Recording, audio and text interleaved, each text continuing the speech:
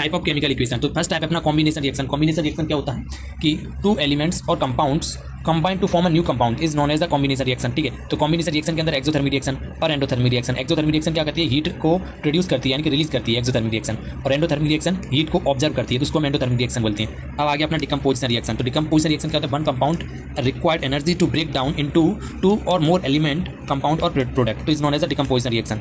Composition reaction के अंदर एक आता है थर्मल डिकम्पोजिशन रिएक्शन। तो थर्मल डिकम्पोजिशन रिएक्शन होता है एक single compound break down two or more element compound on heating, तो ये थर्मल डिकम्पोजिशन रिएक्शन हो गया। और electrolytic decomposition reaction reactant break down on applying electric current, तो ये हो गया electrolytic decomposition reaction. Photochemical decomposition reaction reactant break down in presence of sunlight, तो ये हो गया अपना फोटोकेमिकल डिकम्पोजिशन रिएक्शन।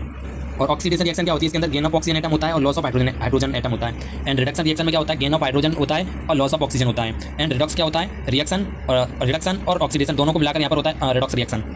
अब आ गया डिस्प्लेसमेंट रिएक्शन। तो more reactive element displace less reactive element from a compound, कोई भी एक more reactive element less reactive element को डिस्प्लेस करते हैं उसको डिस्प्लेसमेंट रिएक्शन बोलती हैं। और double displacement reaction two compound exchange their of ions to form of the new compound is known as double displacement reaction. ठीक है, तो एंड और न्यूट्रलाइजेशन रिएक्शन क्या होती है, reaction between acid and base और हमें मिले साल्ट और वाटर, इसी को हम न्यूट्रलाइजेशन रिएक्शन बोलते हैं।